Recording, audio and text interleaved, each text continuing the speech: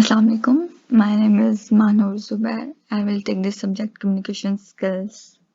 So let's start with our very first topic, definition and types of communication. So पहला सवाल ये है कि communication है क्या?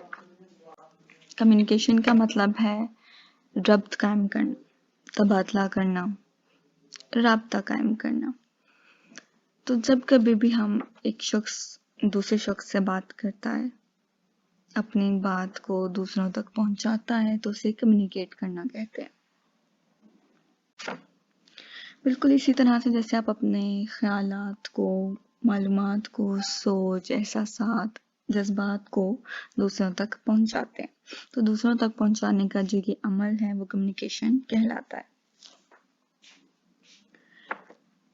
कम्युनिकेट बहुत सारे तरीकों से किया जाता है, जैसे फॉर एग्जांपल आप बोल कर रहे हैं, आप इशारों से कर रहे हैं, आप लिख कर रहे हैं, या फिर आप अपनी बॉडी लैंग्वेज और बिहेवियर के थ्रू दूसरों को अपना कोई मैसेज कन्वे करना चाह रहे हैं। कम्युनिकेशन स्किल्स का होना हमारी जिंदगी में क्यों जरूरी है? कम्युनिकेशन स्किल्स के बगैर कोई भी बंदा एक्सीलेंस हासिल नहीं कर सकता अपने किसी भी प्रोफेशन में, चाहे वो स्टूडेंट है, चाहे वो लीडर है, या घर का सरबराह है, कुछ भी है। अगर उसके पास कम्युनिकेशन स्किल्स नहीं है तो वो अपना एक अच्छा स्टैंड नहीं रख सकता किसी के सामने भी। तो उसके लिए आपको कम्युनिकेशन स्किल्स में महारत होना बहुत ज़रूरी है, क्योंकि अपनी बात को दूसरों तक मौसर तरीके से और अच्छे तरीके से पहुंचाने का जो अमल है वो सिर्फ आपको एक महारत से ही आ सकता है। और लोग कहते हैं कि बोलना ही सिर्फ कम्युनिकेशन है, लेकिन ऐसा नहीं है। बोलने के साथ साथ सुनना भी, और बेहतर तरीके से सुनना भी कम्युनिकेशन का ही हिस्सा है, क्योंकि आप जितना बेहतर सुनते हैं उससे ज़्यादा अच्छा आप बोल भी सकते हैं। So now I am going to dictate this line by line. Definition and types of communication. Communication is the process of exchanging information, ideas, thoughts, feelings, and emotions through speech, signals, writing, और behavior. Communication है क्या? एक अपनी मालूमात, अपने ideas, अपनी सोच, अपने एहसासात, अपने ख्यालात, अपने जज्बात को दूसरों तक पहुंचाने का अमल है। और वो किस तरह से करते हैं? थ्रू स्पीच, या तो आप बोल कर रहे हैं, फेस टू फेस कर रहे हैं, थ्रू सिग्नल्स, इशारों के जरिए अपनी मालूमात कन्वे कर रहे हैं, थ्रू राइटिंग, या आप लिख कर कन्वे कर रहे हैं, और बिहेवियर, या फिर आप अपनी बॉडी लैंग्वेज और फेशियल एक्सप्रेशंस के थ्रू कन्वे कर रहे हैं। In communication process, a sender encodes a message and then using a medium channel sends it to the receiver. क्या है कम्युनिकेशन प्रोसेस के? यहाँ पर भेजने वाला अपना एक मैसेज जो है वो लिखता है, और यहाँ पर मीडियम चैनल का मतलब है किस जरिए से भेजता है। किसी भी जरिए से भेजता है, मतलब ईमेल के थ्रू भेज रहा है, फोन कॉल कर रहा है, मैसेज कर रहा है, कुछ भी। सेंड्स टू द रिसीवर, तो क्या है कि भेजने वाला एक किसी भी मीडियम चैनल के जरिए अपना मैसेज भेजता है, और रिसीवर जो है वो रिसीव करता है उस मैसेज को, तो वो डिकोडर कहलाता है। और उस इंफॉर्मेशन हासिल करने के बाद वो दोबारा से मुनासिब फीडबैक, जिसे रिप्लाई कहा जाता है, जिसे जवाब कहा जाता है, वो वापस सेंडर को भेजता है थ्रू दैट सेम मीडियम और चैनल, उसी मीडियम और चैनल के जरिए जहां से उसे वो मैसेज रिसीव हो। फॉर एग्जाम्पल, अगर आपको मैसेज के थ्रू या फोन कॉल्स के थ्रू मैसेजेस रिसीव हो रहे हैं या इंफॉर्मेशन मिल रही है, तो आप फोन कॉल जो है वो बैक फोन कॉल करते हैं और वापस अपना मैसेज जो है वो कन्वे करते हैं, तो वो फीडबैक कहलाता है। Moving ahead, the broad categories of communication. On the basis of communication channels, types of communications are verbal, non-verbal and visual. Verbal कहा जाता है जी लफ्जी, जबानी, बोलकर, ठीक है।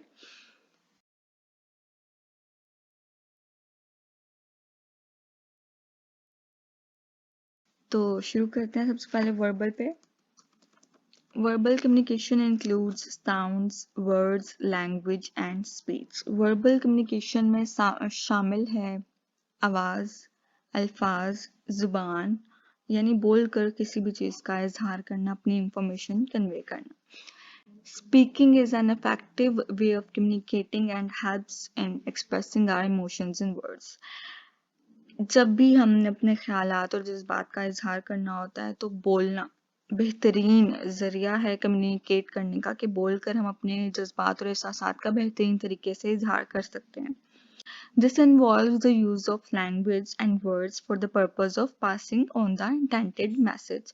और इसमें क्या शामिल है? बोलकर आपके पास एक अच्छी जुबान और आपके पास अल्फाज होने चाहिए जिसके थ्रू आप अपना जो भी मैसेज है, जो पैगाम है, जो फीलिंग्स हैं, इमोशंस हैं, आप दूसरों तक शेयर करते हैं, दूसरों तक पास करते हैं.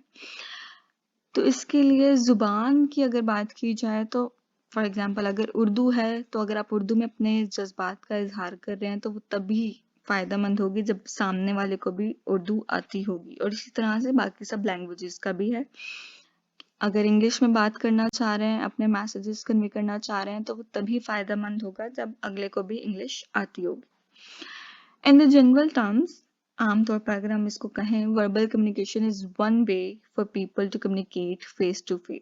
वर्बल कम्युनिकेशन ज्यादातर वन वे में आता है कि आप आमने सामने बैठकर एक दूसरे से बात करते हैं, कम्युनिकेट करते हैं. Verbal communication is generally thought as spoken language. और वर्बल कम्युनिकेशन को आमतौर पर बोलने वाली जुबान भी कहा जाता है, कि आप बोलकर अपनी सब चीजों का इजहार करते हैं. We express ourselves through words. हम अपने ख्यालात का, अपने आप का इजहार अल्फाज के जरिए करते हैं.